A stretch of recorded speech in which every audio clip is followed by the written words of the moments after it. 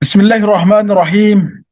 Alhamdulillahilladzi arsala rasulahu bil huda wa dinil haqq liyudhhirahu 'ala ad-dini kullihi walau karihal munafiqun. Asyhadu an la ilaha illallah wa asyhadu anna Muhammadan 'abduhu wa rasuluh. Allahumma shalli 'ala sayidina Muhammad wa 'ala ali sayidina Muhammad.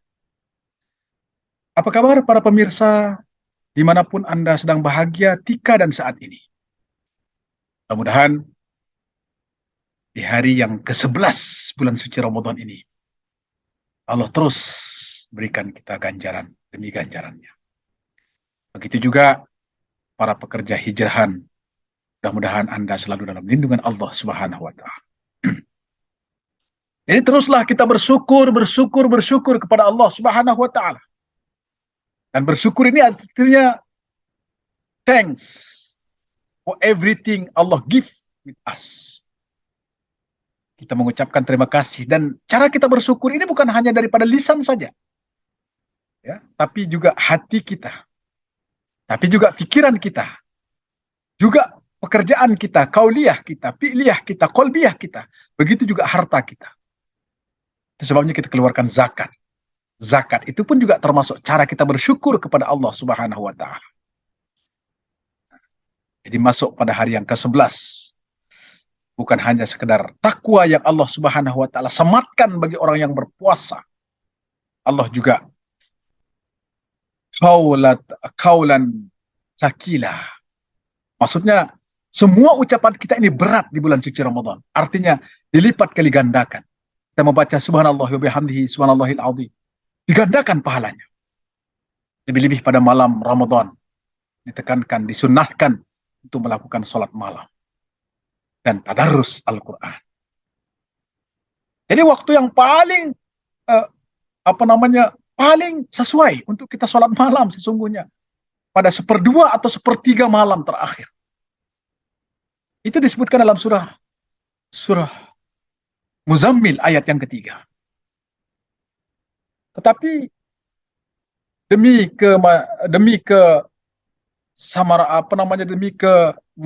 menyemarakkan syiar Islam pada Ramadan, ulama membolehkan melakukan tarawih pada malam awal setelah sholat Isya dengan berjamaah di masjid, surau.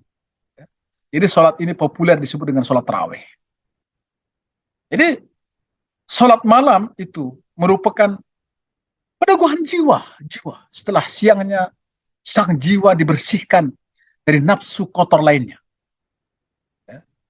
Ditekankan usai sholat malam untuk membaca Al-Quran secara tartil. Apa maksud tartil?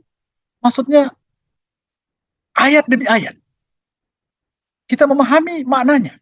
Contohnya, Bismillahirrahmanirrahim. Kita tahu sudah maknanya. Alif Lam ذلك الكتاب لا ريب فيه هدى للمتقين الذين يؤمنون بالغيب ويقيمون الصلاة. Seterusnya jadi tartil. Ya, bukan langsung direct. Ya, tanpa ada titik komanya. Jadi dengan membaca kitab suci itu, seseorang bakal mendapat wawasan yang luas dan mendalam.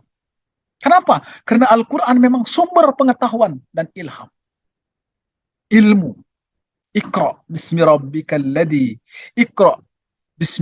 ladzi khalaq. Iqra. Bacalah dengan nama Tuhan yang telah menciptakan. Jadi Iqra itu artinya membaca alam semesta. Membaca Al-Quran yang terbuku. Membaca alam semesta yang tercipta. Itu pun juga Iqra.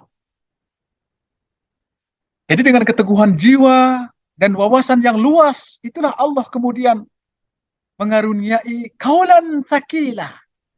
Artinya perkataan yang berat. Perkataan yang berbobot dan berwibawa. Ucapan-ucapannya selalu berisi kebenaran. Maka orang-orang yang suka melakukan sholat malam, wajahnya bakal memancarkan kewibawaan. memancarkan kewibawaan. Dipanggil dengan beauty, beauty inner beauty, kecantikan dalaman. Seterusnya, kelebihan yang Allah bagi kepada orang yang berpuasa itu, yang terakhir, bagian yang ke-15 adalah hartanya disucikan. Jadi bukan jiwanya saja disucikan, hartanya juga disucikan. Setiap muslim yang mampu ya pada setiap Ramadan diwajibkan mengeluarkan zakat. Jadi ada dua zakat itu, ada zakat fitrah dan ada zakat mal. Zakat fitrah itu ya besarnya 2,5 kilogram per orang berupa bahan makanan pokok. Tapi kalau di Singapura ya ada 3 dolar, 5 dolar tergantung kemampuan. Sedangkan zakat mal besarnya 2,5% juga. Ya. Disalurkan kekayaannya bila sudah mencapai batas nisab dan waktunya. Artinya ada haulnya cukup, nisabnya cukup. Jadi zakat dimaksudkan untuk menolong fakir miskin. Juga guna mensucikan hartanya. Maka harta yang telah disucikan bakal mendatangkan berkah dan menghindarkan pemiliknya dari siksa api neraka.